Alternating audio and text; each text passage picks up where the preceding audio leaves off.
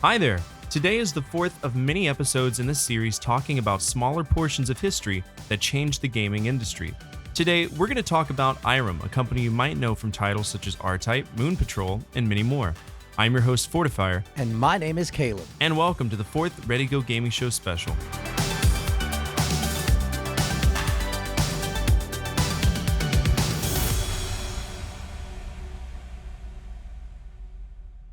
When you think of Irem, a wide range of games probably come to mind. Some were great, some were horrid, and some were just really fucking strange. Irem had a presence on multiple fronts: the arcade, the living room, and in some cases pachinko parlors. The question we always ask is, where did it all begin? Well, it started here in Osaka, courtesy of Kinzo Sugimoto. You might not recognize this guy now, but if you pay attention to the Mega Man episode we're going to release soon, you'll know all about him. After all, he invented not only Irem, but also Capcom.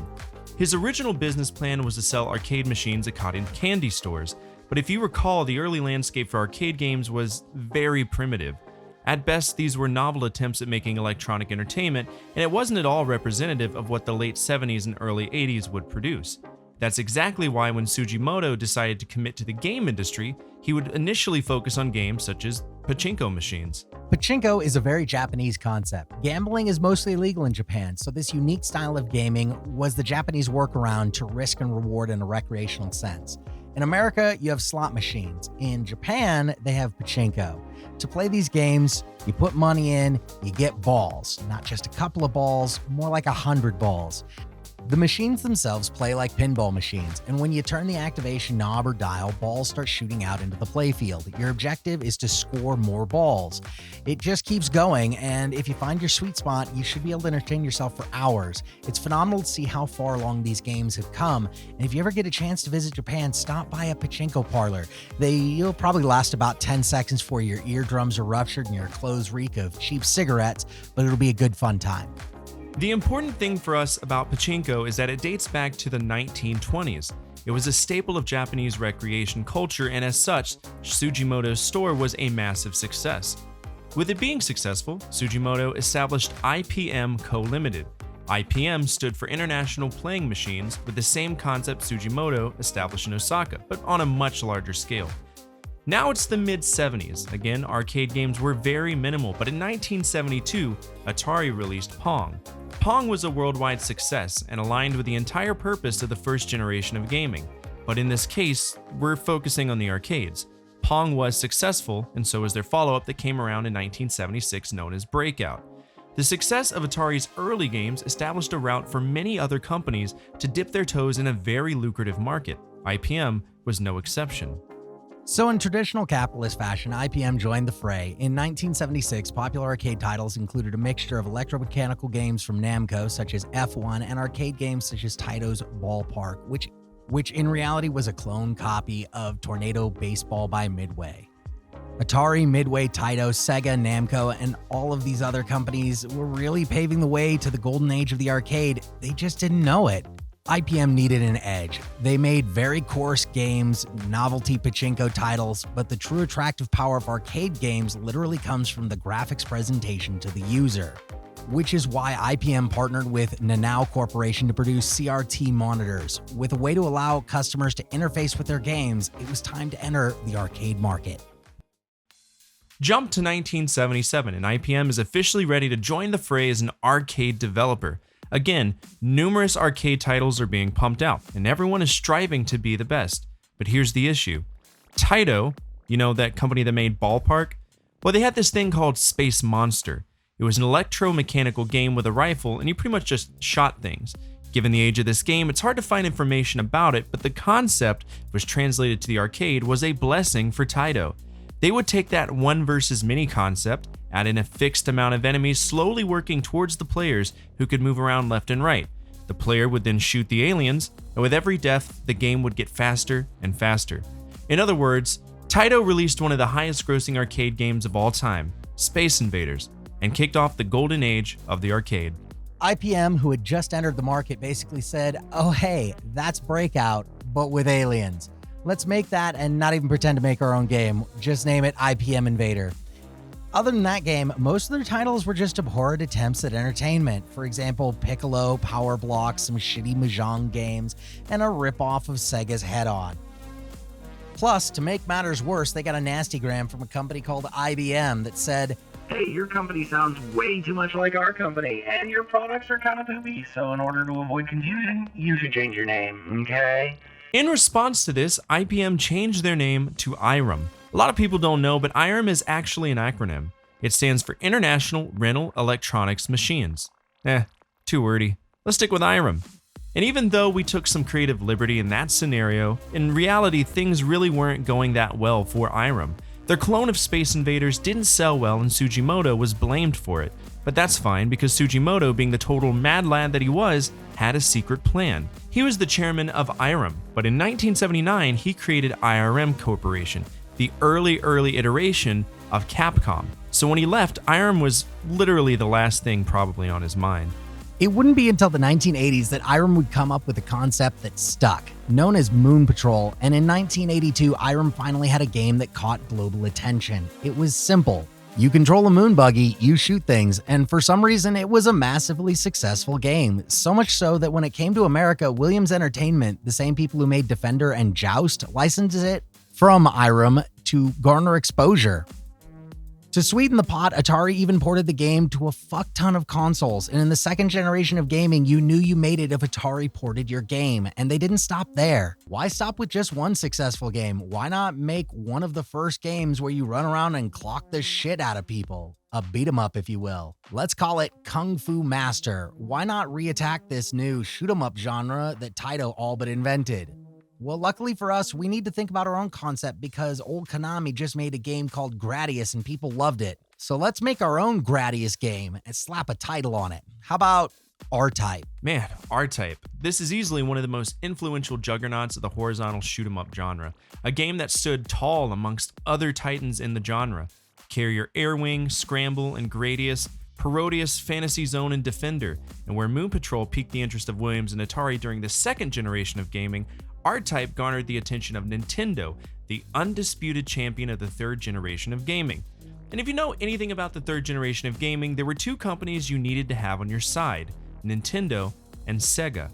Irem had some really popular titles during the Golden Age and the years that succeeded it.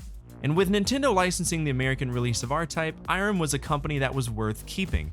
Many of the early and late 80s arcade titles were ported either to the Japanese Famicom or the American Nintendo Entertainment System. Titles such as the arcade game Kung Fu Master, which was ported to console as Kung Fu in the West and Spartan X in Japan.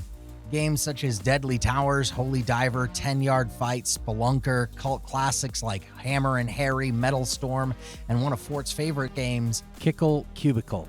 Many of these games weren't physically produced by Irem, though. Many were actually made by Tamex, a subsidiary of IPM's old partner Nanao. Never burn those bridges, folks.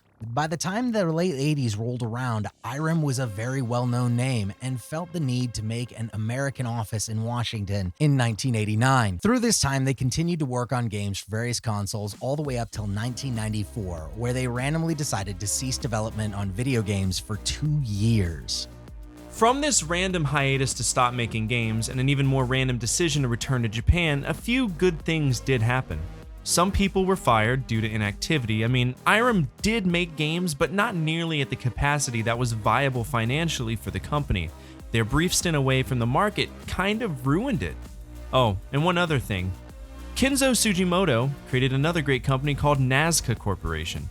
This is the same company that would create one of the most legendary SNK franchises, Metal Slug. Once SNK acquired Nazca, Kenzo Sugimoto would return to Irem as an executive. Gotta love video game history, right? With Nanao in charge of Irem, they would push for the final game released from Irem in 1996, Gussen Paradise. Or maybe it's Goosen Paradise. I don't know how the fuck to pronounce it. Soon after, Nanao would create Irem Software Engineering, which would absorb the Irem we would know and love. The company we once knew was dead in the water, with the arcade market diminishing at an alarming rate, and with Irem literally not making any more games, there wasn't a point for it to exist anymore. Irem's corporation was sold to Ubis Corporation, who in turn renamed Irem to Apes Corporation until it was randomly sold to Atlas in 1999.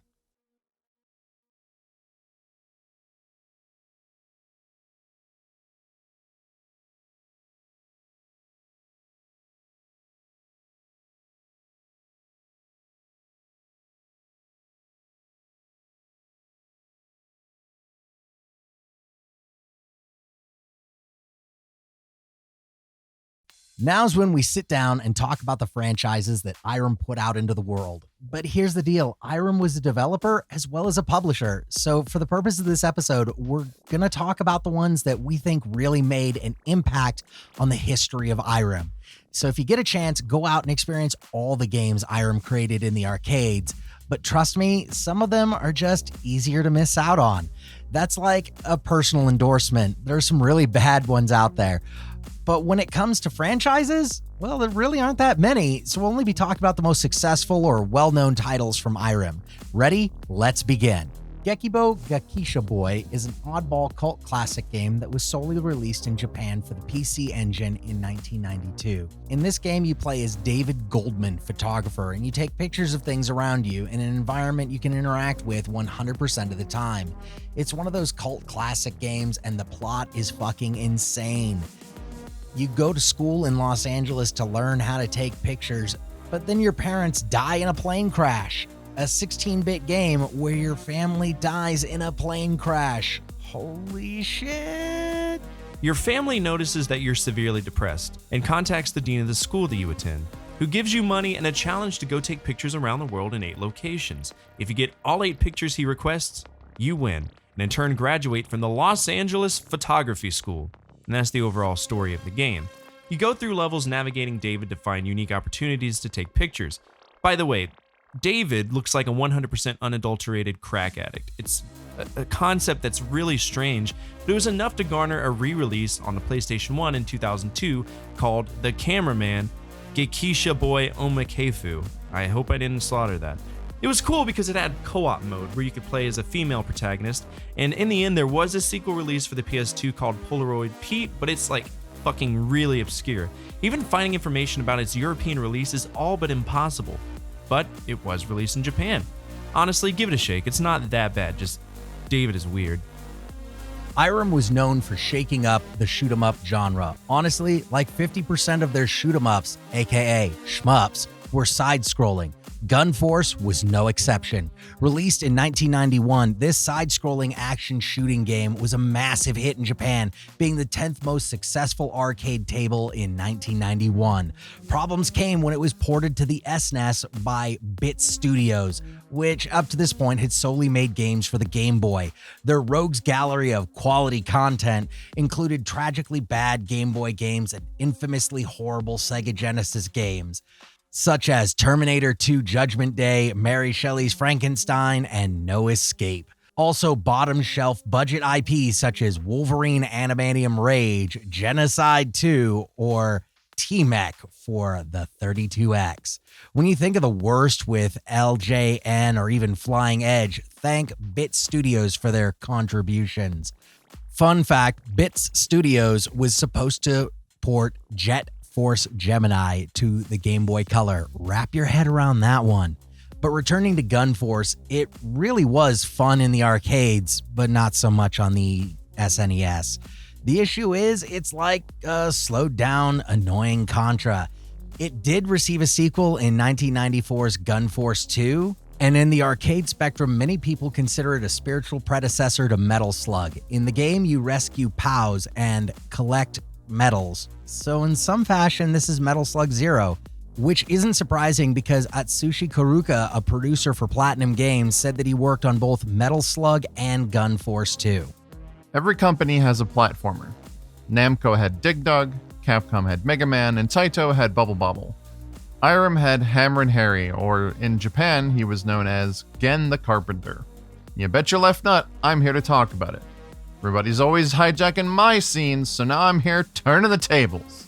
Take that! Anyway, Hammer and Harry is a peculiar platforming series, and honestly, it's really fun, and it's one of those things you just gotta go check out. The first one was Daiki no Gensan Benran Meicho Soroki, which, if you speak Japanese, translates to Gen the Carpenter, Record of the Benran City Feuds. But everyone else can call it Hammer and Harry. Creative, huh? The first game in the arcade was immensely fun. The story's decent too. You leave your office, then the Rusty Nailers Incorporated goons come and destroy your office.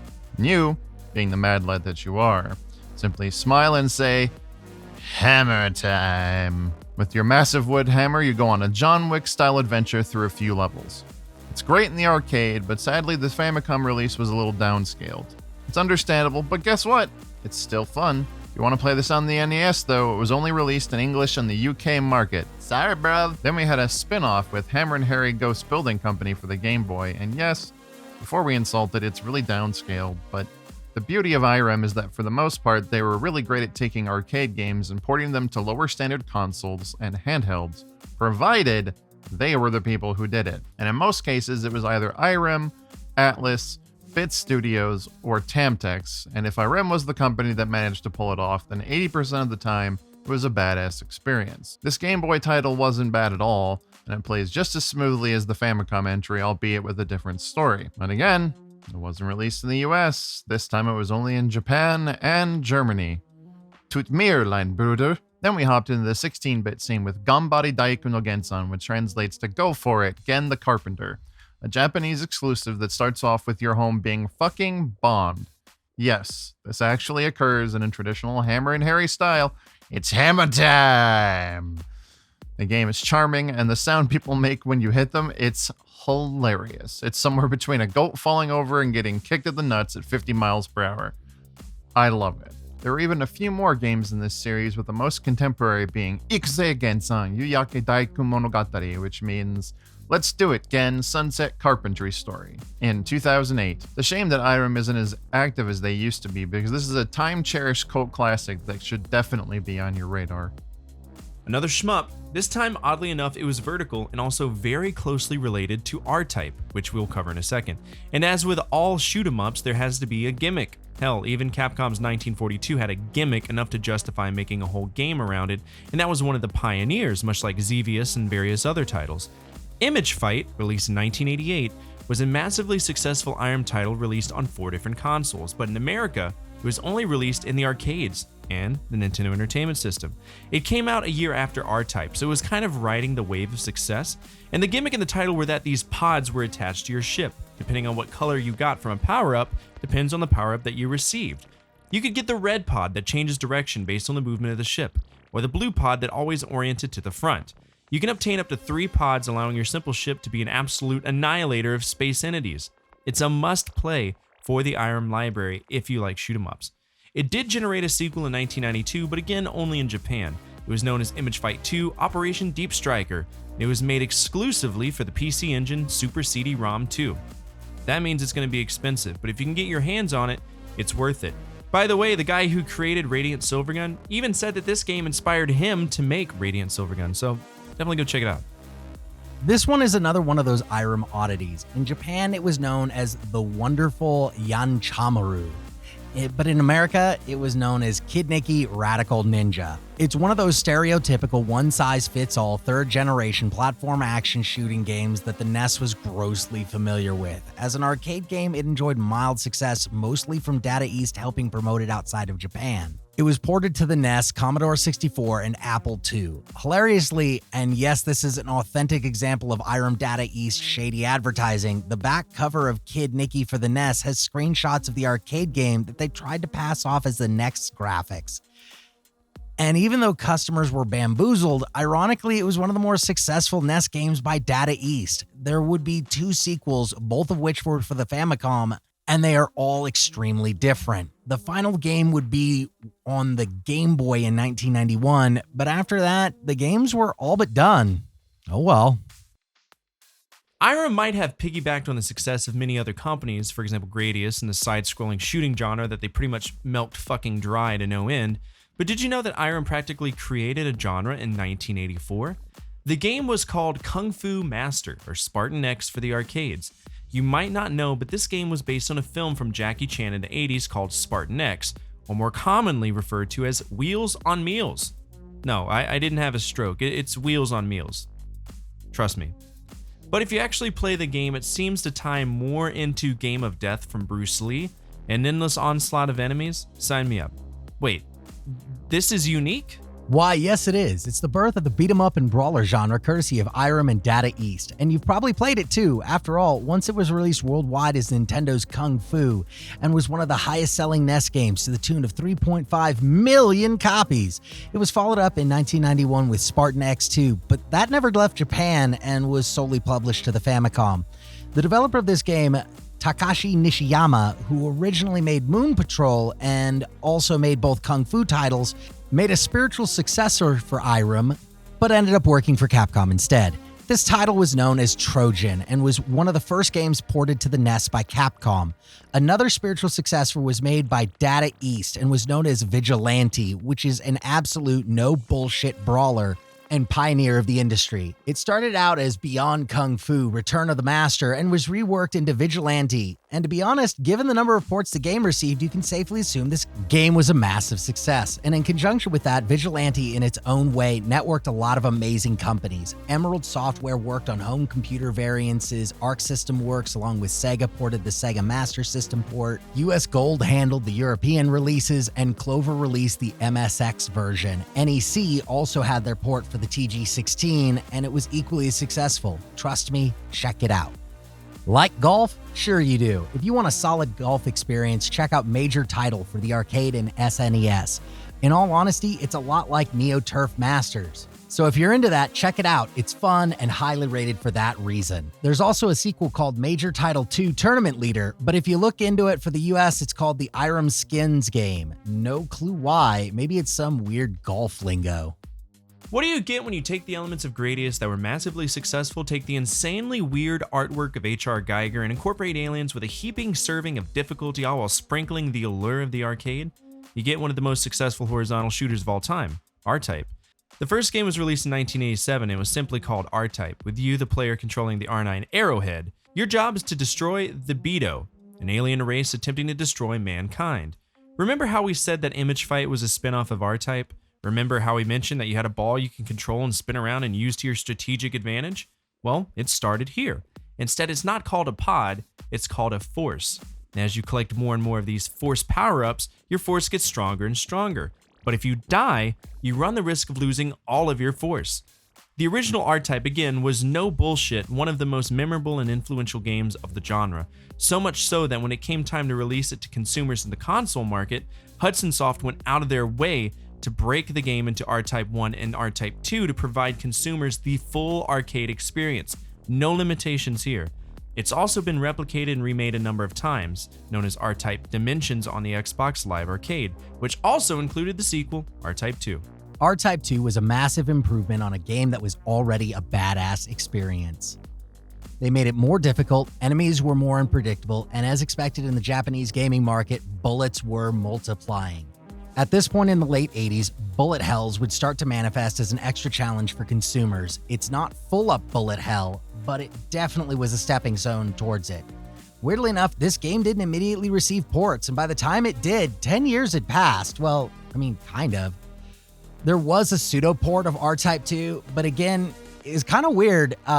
For starters, RType 2 on the PC Engine was just the second half of the first game, as we mentioned, but Super RType was kind of a port of RType 2, the arcade game, but they nixed half of the levels, so in that case, it's not really a one-to-one. The most faithful was the Amiga variation. The third game would be RType 3, The Third Lightning.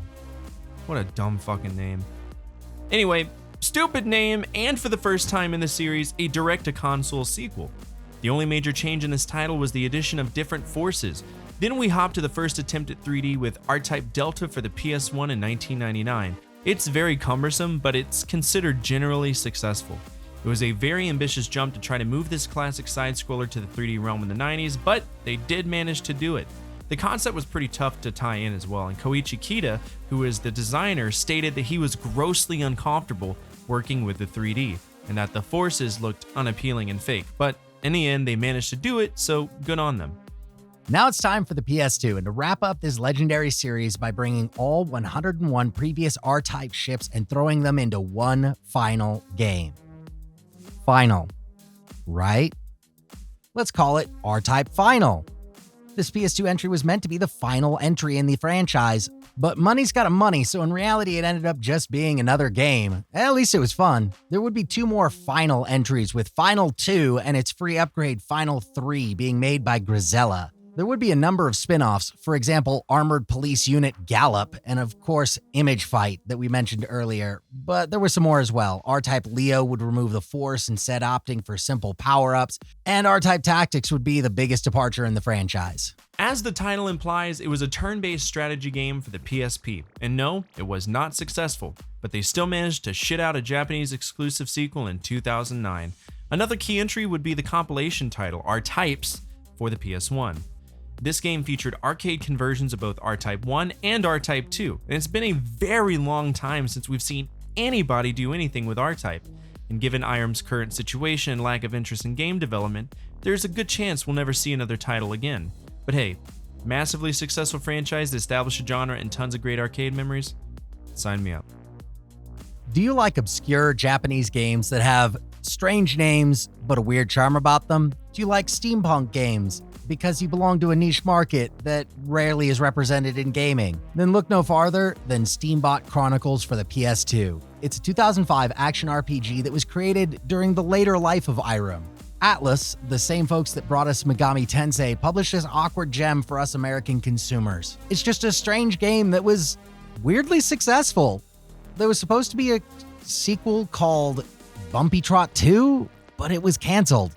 There were 2 spin-offs, Steambot Chronicles Battle Tournament for the PSP and Blocks Club with Bumpy Trot. Yeah, Blocks Club with Bumpy Trot. I said weird names, right? But tons of cultural references, and as a novelty game, it's one to check out if you like Irem games.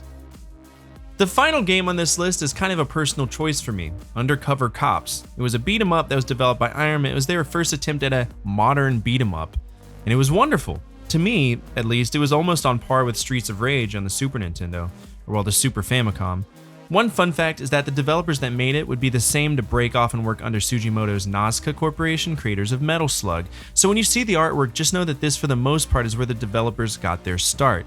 Undercover Cops is a wonderful game and did have one spin-off on the Game Boy, Undercover Cops Hakaishin Garuma. Definitely check it out. And that's it. We've covered the history of what was once a powerhouse arcade company that successfully bridged the gap to consoles and then one day decided they didn't want to make video games anymore. While Irem still exists and still makes pachinko parlors, they aren't nearly as powerful as they were back in the day. These folks carried their weight plenty of times over the course of video game history, and their echoes still affect the games we love playing today. If you like what you saw, feel free to check out some of the other Ready Go Gaming Show products, such as Ready Go Gaming Show Main, or even the spin-off Generations. It's a wonderful dive into the history of gaming. As always, thank you so much for taking the time to watch this, and from my family to your family, good energy, good vibes, Fortifier out.